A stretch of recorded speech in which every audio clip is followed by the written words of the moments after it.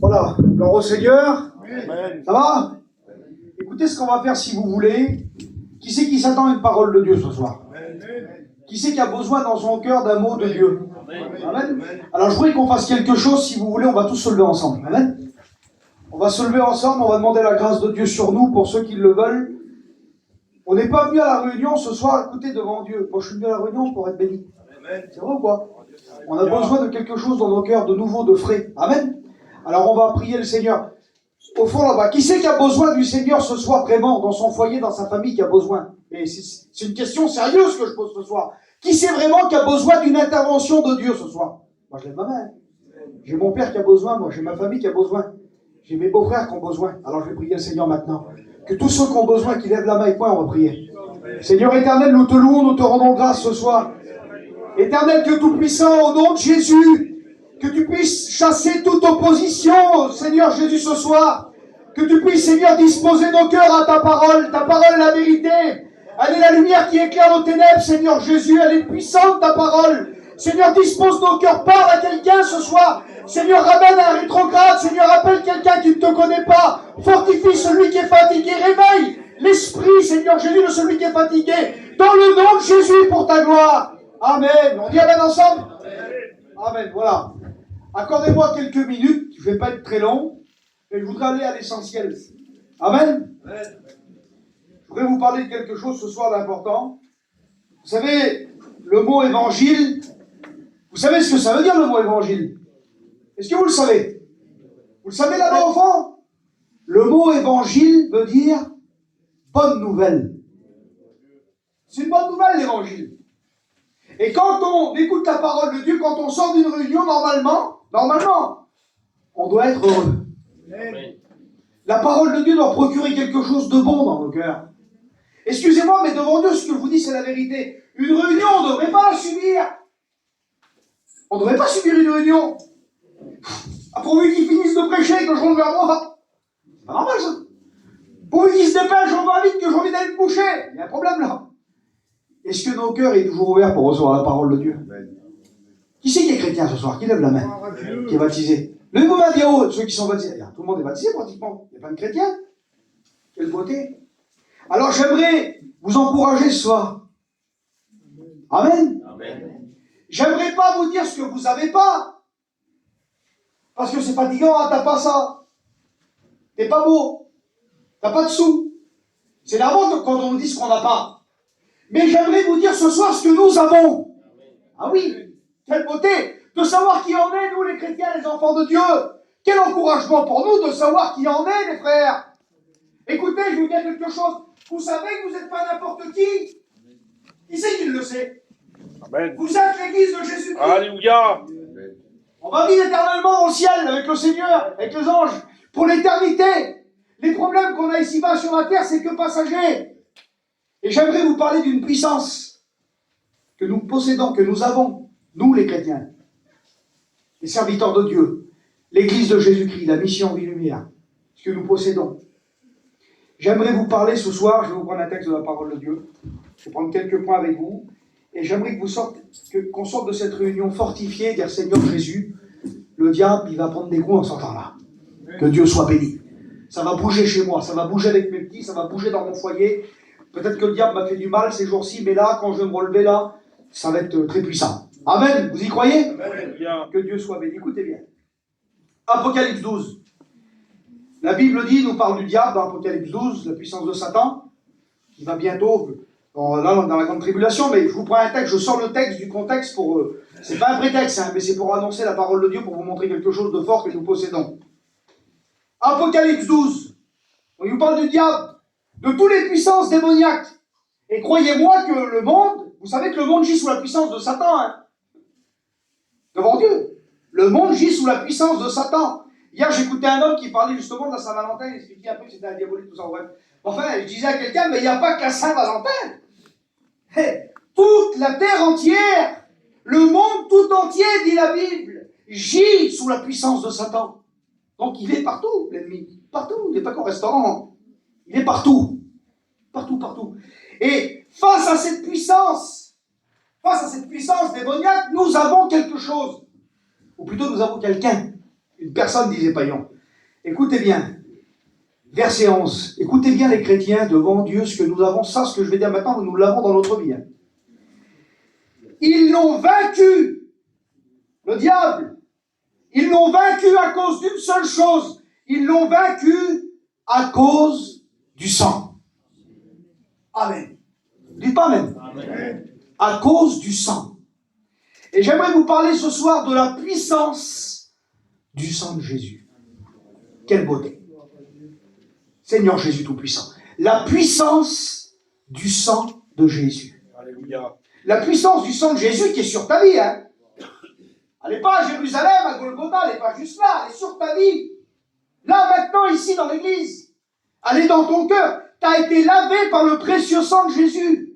Alors, on va le voir ensemble quelques points. Vous voulez qu'on le voie ensemble? C'est ce que vous avez, c'est ce que nous avons. On l'a. C'est avec nous tous les jours, écoutez bien. Alors, j'ai marqué ça. La puissance du sang de Jésus. Un sang qui pardonne. Quelle beauté, Seigneur Jésus. Le sang de Jésus, mes frères, écoutez ce que je vous dis, nous pardonne de nos fautes, de nos péchés. Vous savez, la Bible dit que le sang d'Abel a crié, c'est écrit dans la parole de Dieu. Vous savez ce qu'il a crié, le sang d'Abel? Parce que dans le sang, il y a un message. Vous savez que le sang parle? Les frères, est-ce que vous le savez que le sang parle? Le sang parle? Ben oui, parce que quand on veut savoir ce que vous avez, on va prendre une prise de sang. Parce que le sang nous parle. Il nous dit ce que nous avons et ce que nous n'avons pas. Il nous dit, t'es malade, t'as ça, t'as besoin de ça. On parlait tout à l'heure avec tes cousins, là. J'ai du diabète, j'ai du cholestérol. Il y a un message dans le sang. Le sang nous parle. Mais dans le spirituel, si le sang est capable de nous parler sur notre corps, dans le spirituel, c'est encore plus puissant. Dans le sang, il y a un message. Le sang parle. Une scène de crime. On ne sait pas qui c'est le meurtrier. Et d'un seul coup, il arrive la scientifique. Il prend des lampes. Et d'un seul coup, bam, il découvre une tache de sang. Ah, une empreinte qui est là. Et puis le sang, il parle. Le sang va nous dire c'est qui le meurtrier. On va retrouver, à cause du sang, qui c'est qui a fait ça. Et le sang d'Abel criait. Criait, vous savez ce qu'il criait, le sang d'Abel? Le sang d'Abel criait vengeance! Vengeance! Sur tous les hommes qui ont péché, sur tous les pécheurs. Et la Bible dit qu'à cause du meurtre de Caïn, le texte dit, Dieu dit, tu seras maudit. Vous savez que notre sang de pécheurs, parce qu'on était des pécheurs, hein, criait vengeance, criait malédiction. On était maudits auparavant, à cause de la désobéissance. Mais la Bible dit, écoutez bien, je vous lis un texte. Écoutez, ça vous intéresse ce que je vous dis ce soir? Écoutez bien. Alors si auparavant, le sang d'Abel criait vengeance, la Bible dit dans Hébreux chapitre 12 et verset 24, Jésus, le médiateur de la nouvelle alliance, est du sang de l'aspersion qui parle mieux que celui d'Abel. Écoutez, le sang de Jésus parle mieux que celui d'Abel. C'est bon quelqu'un qui parle bien, mais quelqu'un qui parle mieux, tu dis, mon Dieu, il parle mieux. C'est mieux ça. Quand c'est mieux, c'est mieux. Quand on dit ça, c'est mieux que ça, c'est que c'est plus fort, c'est plus puissant. Eh bien, j'aimerais vous dire quelque chose. Si le sang d'Abel criait vengeance, le sang de Jésus parle mieux. Il crie pardon. Il crie pardon. À la croix du calvaire, qu'est-ce qu'il a dit, Seigneur? Père, pardonne-leur. Et j'aimerais vous dire, mes frères et sœurs, écoutez ce que je vous dis. Que vos péchés, écoutez ce que je vous dis, c'est important. Vos péchés. Qui c'est qui a des péchés? Ah oui, hein. Je suis un pécheur, moi, hein, comme vous. J'aimerais vous dire, mes frères et sœurs, que vos péchés, passés, présents, ça peut arriver, et peut-être même futurs, ont été pardonnés à cause du sang. Ah oui, parce que demain, ça peut arriver de mettre un genou à terre, hein, mais tu peux toujours revenir et te repentir et demander pardon. Et si tu es sincère, Dieu peut te pardonner. Le sang de Jésus crie pardon. Et vous savez, c'est quand qu'il a crié pardon, le sang de Jésus? il a crié pardon il y a 2000 ans à la croix de Golgotha. J'étais même pas né, Adam. T'étais né il y a 2000 ans, toi? T'étais pas né. Dieu connaissait toute ma vie. Je ne sais pas combien de temps je vais vivre sur la terre. Peut-être jusqu'à 80 ans. Mais à la croix du calvaire, Dieu connaissait les 80 ans. Alors je le dis, je vais vivre à 80 ans. J'espère. Enfin, j'espère pas, j'espère que le Seigneur va revenir avant. Hein. Mais quand Jésus a dit, Père, pardonne-leur, il y avait toute ma vie devant lui.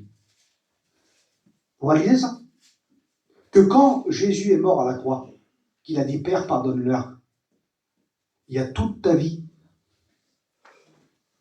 Vous savez, des fois, on va au cimetière. Moi, j'ai un copain qui était serviteur de Dieu. Il est parti près du Seigneur. Et puis là, tu vas devant la tombe.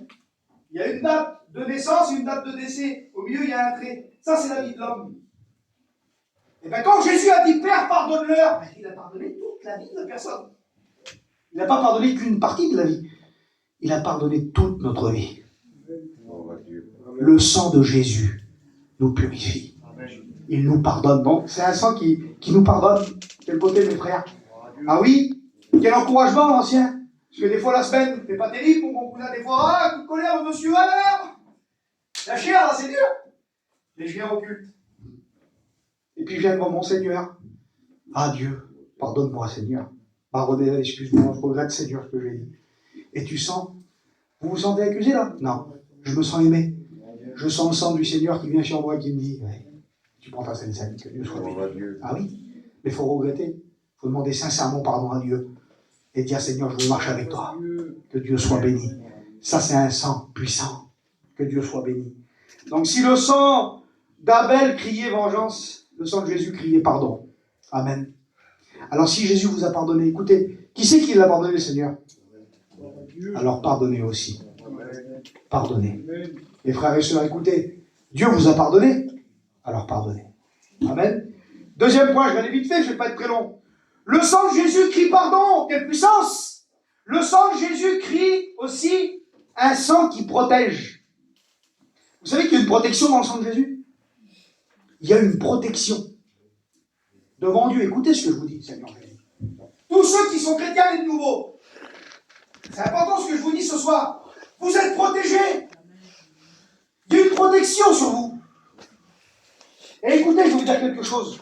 Lorsque la mort, et je vais dire à la réunion, les brigands, lorsque la mort a frappé en Égypte, écoutez ce que je vous dis. Lorsque la mort a frappé en Égypte, le Seigneur a envoyé la mort qui a frappé. Et écoutez ce que le Seigneur dit. C'est quand même terrible. Je dis, Seigneur, quelle beauté. La Bible dit, l'Éternel dit dans Exode, chapitre 12, verset 12. Cette nuit-là, je passerai. C'est Dieu qui va passer avec la mort. Écoutez bien. Cette nuit-là, je passerai dans le pays d'Égypte et je frapperai tous les premiers-nés du pays d'Égypte. Depuis les hommes jusqu'aux animaux, j'exercerai mes jugements contre les dieux d'Égypte. Je suis l'Éternel. Écoutez bien ce qu'il dit maintenant. Le sang vous servira de signe. Quelle beauté, Seigneur. Sur les maisons où vous serez. Écoutez ce qu'il dit. Je verrai vos 5 heures de prière par jour. Non. Je verrai votre super témoignage. Non. Je verrai si vous avez lu la Bible tout entière. Non. Je verrai si vous êtes des bons juifs ou des bons chrétiens. Non. Il dit, je verrai le sang.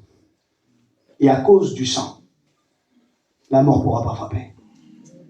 J'aimerais vous dire quelque chose. Si nous sommes sauvés, mes frères et sœurs, écoutez bien ce que je vous dis, j'aimerais appuyer là-dessus. Si nous sommes sauvés, ce n'est pas à cause du sang des prophètes, ni à cause du sang de nos anciens. Si nous sommes sauvés, c'est à cause du sang du Christ. Amen. Du sang de Jésus. Si vous enlevez le sang de Jésus, moi, Norton, serviteur de Dieu, si vous enlevez la croix de Jésus, le sang, je mérite l'enfer. Et j'irai en enfer de toute façon. Vous prenez l'homme le plus puissant que vous connaissez. Tu dis, mon Dieu, quel homme de Dieu! Il enlève la croix, il est perdu. Parce qu'on est sauvé à cause du sang. Il y a une protection sur vous. Que Dieu soit béni. Vous n'êtes pas n'importe qui, vous, l'église de Jésus-Christ. Nous, l'église de Jésus-Christ. On est les chrétiens. Il y a le sang du Seigneur sur nous, mes frères et sœurs. On est protégés. Écoute ce que je te dis. Les démons ne peuvent rien contre toi. Ils ne peuvent rien. Ils peuvent te faire peur, ils peuvent faire du bruit, ils peuvent te décourager, tout ce que tu veux. Mais ils ne peuvent pas toucher à ton salut. T'es sauvé. à cause du sang. Il y a une protection dans le sang de Jésus. Et écoutez bien, dans le psaume 91, un psaume que vous connaissez, celui qui demeure sous l'abri du Très-Haut repose à l'ombre du Tout-Puissant. Vous connaissez ce texte-là, qui nous parle de protection. Nous parle de protection. Hein. Celui qui demeure à l'abri du Très-Haut repose à l'ombre du Tout-Puissant. Je dis à l'Éternel, mon rocher, ma forteresse. Écoutez bien. Il dit, mon Dieu en qui je me confie, c'est lui qui me délivre de la peste, de ses ravages. Écoutez bien ce qu'il dit. Il te couvrira de ses plumes. Qu'est-ce que ça veut dire, ça? Il est en train de faire référence à l'homme qui rentrait dans le lieu très saint. Le lieu très saint, il rentrait, le sacrificateur, il y avait les deux chérubins avec les ailes déployées, qui nous représentaient Dieu, si vous voulez. Les plumes étaient là. Et là, il y avait quoi en dessous des plumes? C'est là où on mettait le sang. Il y a une protection.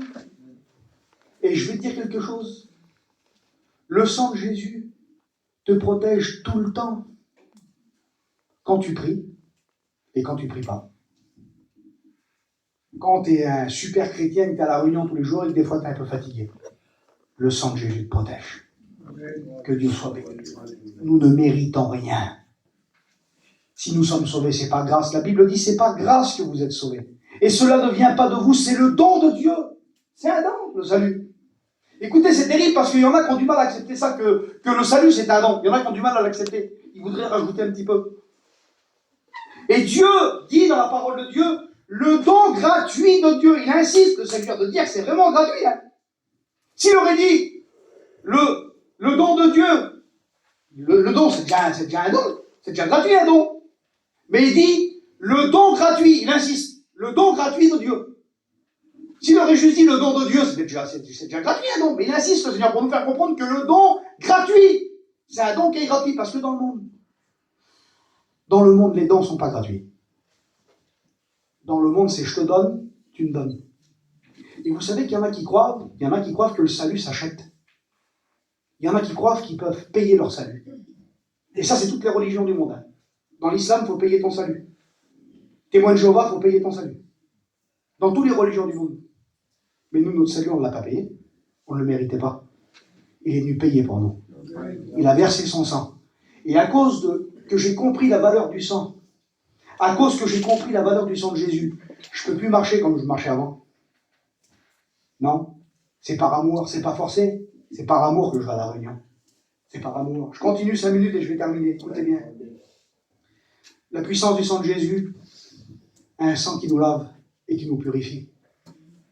Vous êtes déjà senti sale? Se sentir sale.